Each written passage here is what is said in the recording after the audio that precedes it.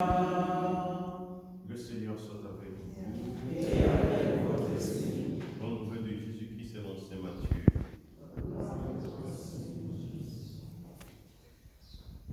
En ce temps-là, Jésus parcourait toutes les villes et tous les villages, enseignant dans leurs synagogues, proclamant l'évangile du royaume et guérissant toute maladie et toute infirmité. Voyant les foules, Jésus fut saisi de compassion envers elles, parce qu'elles étaient désemparées et abattues comme des brebis sans berger. Il dit alors à ses disciples, la moisson est abondante, mais les ouvriers sont peu nombreux. Priez donc le maître de la moisson d'envoyer des ouvriers pour sa moisson. Alors Jésus appela ses 12 disciples et leur donna le pouvoir d'expulser des esprits impurs et de guérir toute maladie et toute infirmité. Ces 12, Jésus les envoya en mission avec les instructions suivantes. Allez vers les brebis perdues de la maison d'Israël. Sur votre route, proclamez que le royaume des cieux est tout proche. Guérissez les malades, ressuscitez les morts, purifiez les lépreux et expulsez le démon. Vous avez reçu gratuitement, donné gratuitement. Acclamons la parole de Dieu.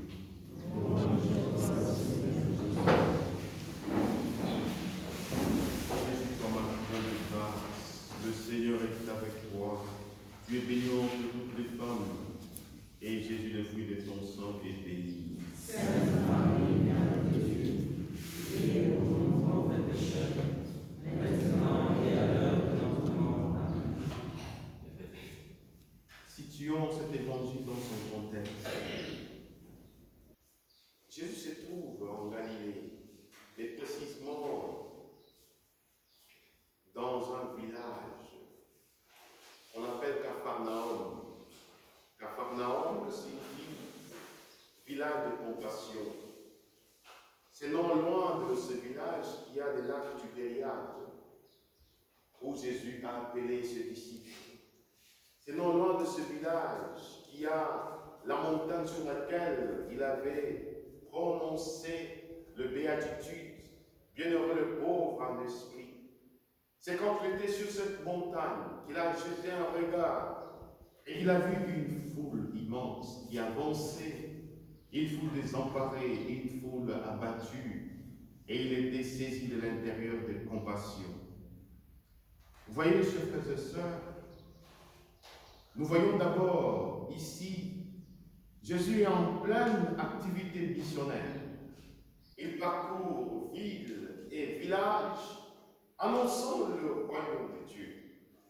L'annonce du royaume de Dieu est inséparable des signes et des prodiges. L'annonce du royaume de Dieu est accompagnée des signes et des prodiges, de guérison, de deux signes principaux. La guérison et la libération de puissances malveillantes, de puissances démoniaques. Quand nous regardons très bien Jésus qui parcourt, il annonce, le royaume de Dieu est proche. C'est lui-même le sujet du royaume de Dieu. C'est lui-même l'objet du royaume de Dieu. C'est un royaume qui consiste ni en des questions de nourriture ou de boisson, mais qui est paix, justice, amour, dans la puissance de l'Esprit du Seigneur. Vous voyez d'abord ce que Jésus va faire. En annonçant le royaume de Dieu, il va guérir. Il va libérer, il va délivrer tous ceux qui étaient sous l'emprise du mal. Qu'est-ce que c'est la guérison?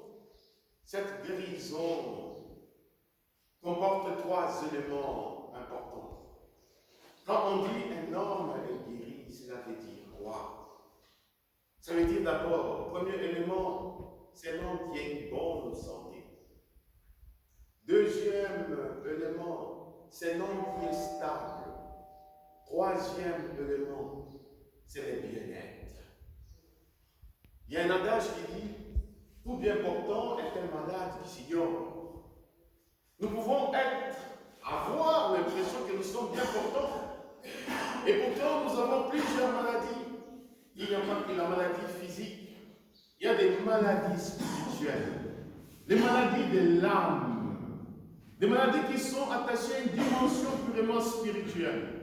Et quand Jésus apporte la guérison à l'homme, c'est une guérison complète, intégrale. Ça veut dire l'homme dans sa dimension corporelle, dans sa dimension spirituelle, dans sa dimension psychologique. Et à ce moment-là, l'homme est guéri, on peut dire, l'homme a une bonne santé. Ça veut dire cet homme a été restauré, il a retrouvé la nature première, telle que Dieu l'avait créée. À une époque, un homme de Dieu avait un charisme de voir si tu as été créé, si tu es tel que Dieu t'avait créé, ou bien une de tes parties, ou bien ton corps incomplet, à la place de la tête, tu as peut-être une sorte de fantaisie. Il avait reçu ce charisme-là. Et il a appliqué des chiffres. Il y a ces adeptes qui sont là. 10 correspond aux hommes. Ils ont l'impression d'avoir la tête, mais non pas la tête. La tête, on travaille avec ça dans le monde invisible. 11. Le cerveau. Les plus. Des gens ont dit, la médecine dira, ils souffrent d'une amnésie. Perte de mémoire. Mais il y a des pertes de mémoire accidentelles, naturelles, mais il y a des pertes de mémoire qui relèvent de la dimension spirituelle. Où c'est le 22. Tu as perdu la fécondité. Alors, quand on regarde, nous sommes tous des malades.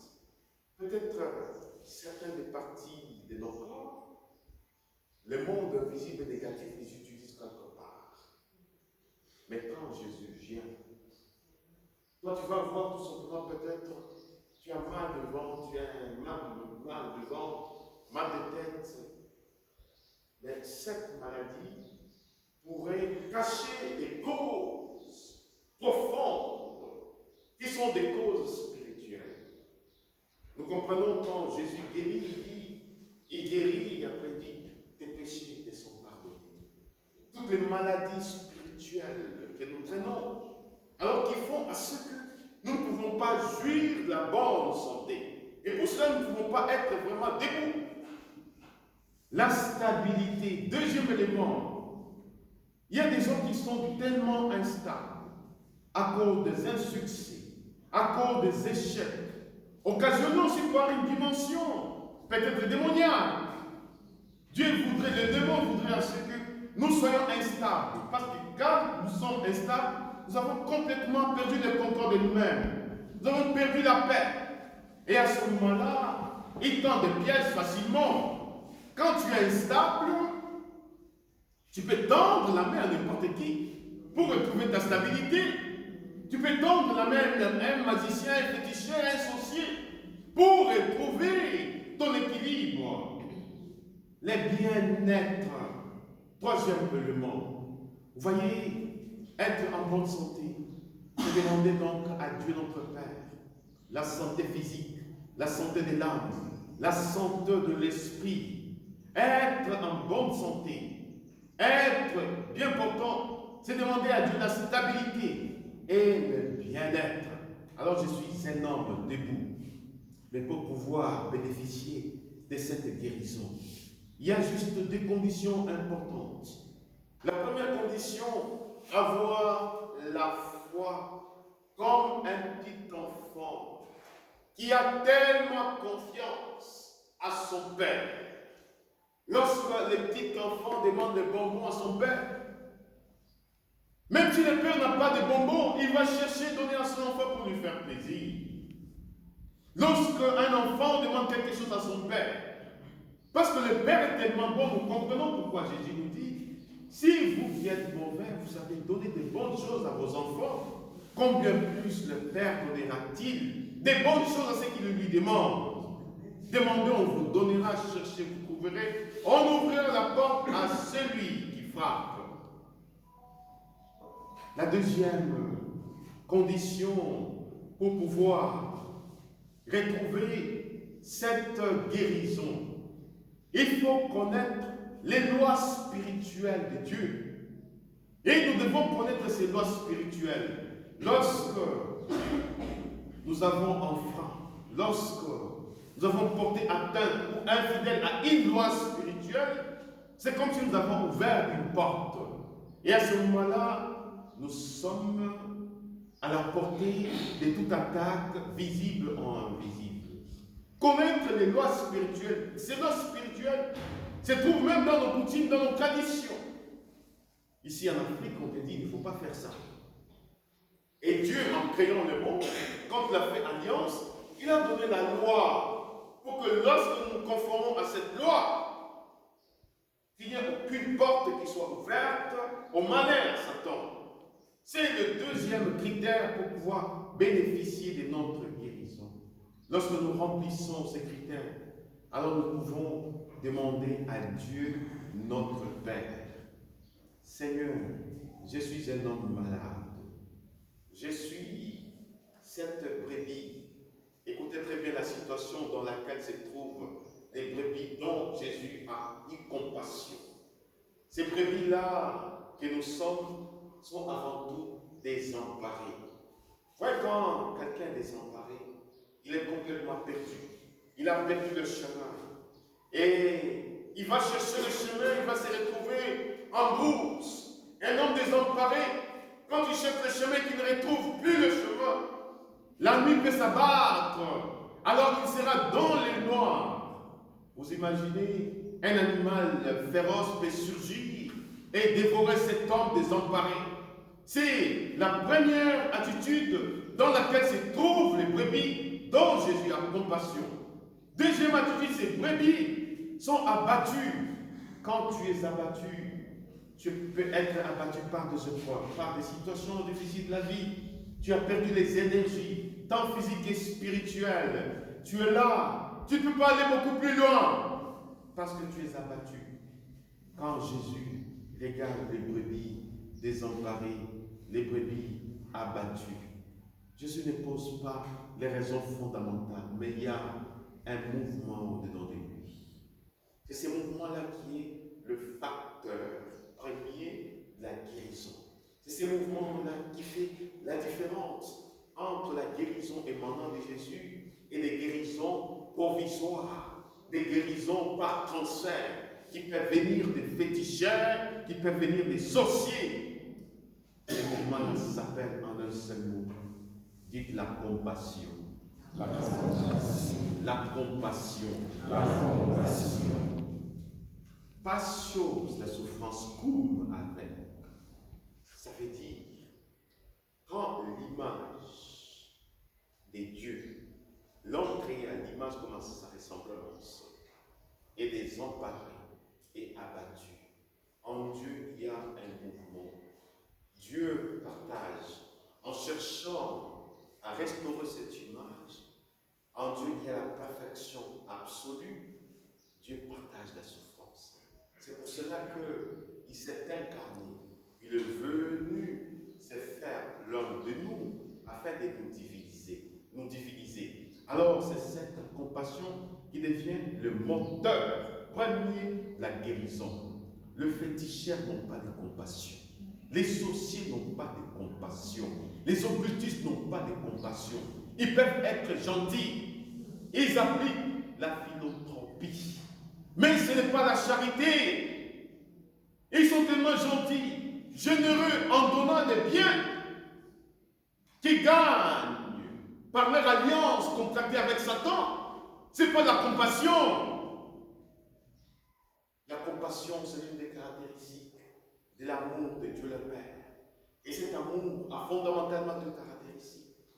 La compassion, Dieu qui partage la souffrance avec l'humanité, la miséricorde, le cœur de Dieu qui s'épanche vers la misère des hommes. Alors voyez, ces brebis sont tellement nombreuses. Jésus va maintenant prier, demander au Père de nous envoyer des ouvriers pour sa moisson. La moisson est abondante. Jésus ne peut pas aller physiquement partout. Qu'est-ce qu'il va faire?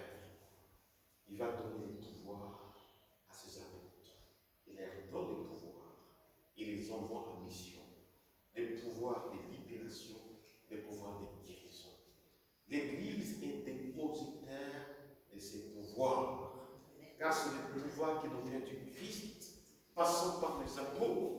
Et les apôtres ont transmis ces pouvoirs. Et l'Église transmet ces pouvoirs. Nous avons ces pouvoirs en vertu de notre baptême, parce que nous avons été plongés dans la mort et la résurrection de Jésus. Et à ce moment-là, nous pouvons maintenant grandir nous-mêmes.